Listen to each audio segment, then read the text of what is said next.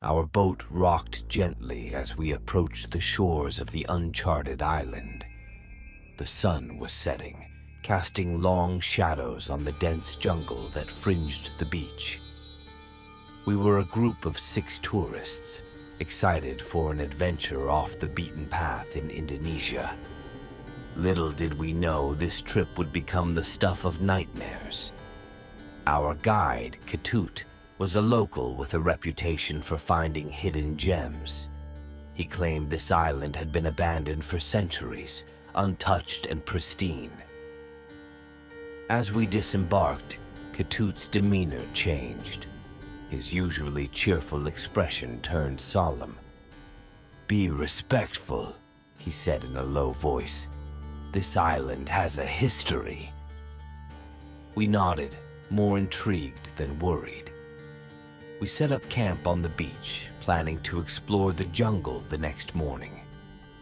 As night fell, the air grew heavy, and an unsettling silence enveloped us. We gathered around a campfire, sharing stories and laughter, but a sense of unease hung over us.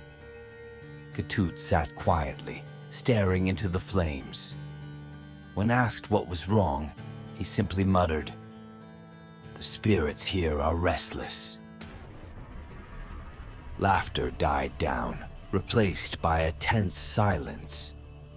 Ketut began to tell us the island's history.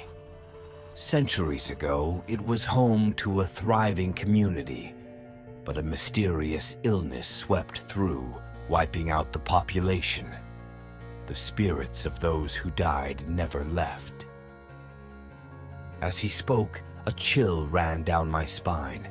The jungle seemed to close in around us, the shadows growing darker and more menacing. Suddenly, a piercing scream shattered the silence. We all jumped, hearts pounding. Ketut grabbed a flashlight and stood up. "Stay close," he ordered. We followed him into the jungle, the beam of his flashlight cutting through the darkness. The scream had come from deeper within the island. As we walked, I couldn't shake the feeling of being watched. The trees seemed to whisper and move, their branches reaching out like skeletal hands. We came to a clearing, and there, in the middle, was a dilapidated village. The huts were in ruins, covered in vines and moss. The air was thick with the smell of decay. Ketut's flashlight flickered, casting eerie shadows on the broken structures.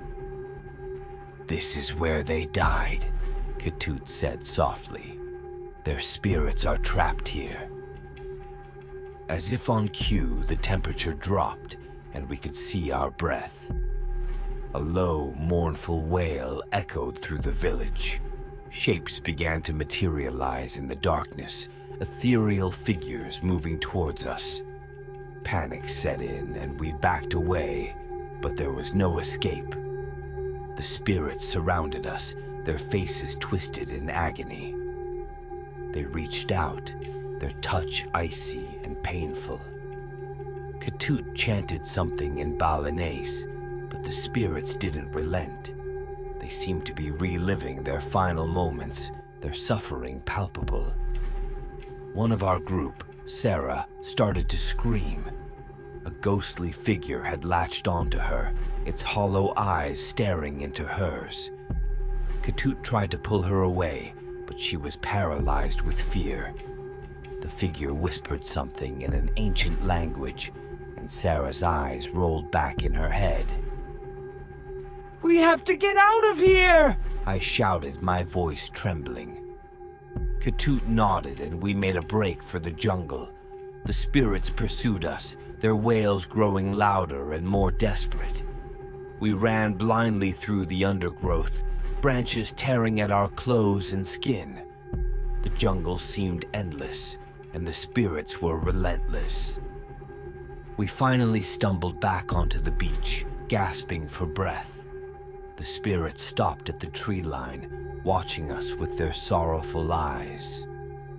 Sarah collapsed, unconscious but alive.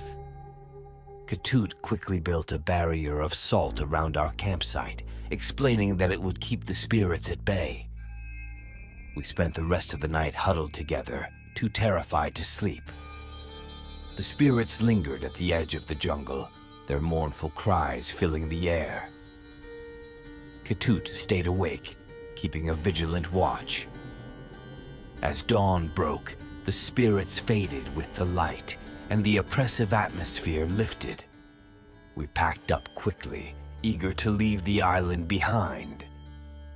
As we boarded the boat, Ketut made an offering to the spirits, muttering a prayer for their peace. The journey back was silent, each of us lost in our own thoughts. The island had left its mark on us, a haunting memory we would never forget. Ketut warned us never to speak of what happened, to let the island and its spirits rest in peace. Back on the mainland, life slowly returned to normal, but the nightmares persisted. The faces of the lost souls haunted my dreams, their sorrow a constant reminder of the island's dark history. I've told you this story not as a warning, but as a testament. Some places are better left undiscovered, some histories left untold. The island of lost souls remains a dark, forbidden place in my memory, a place where the line between the living and the dead blurs, and where the spirits of the past still walk among us.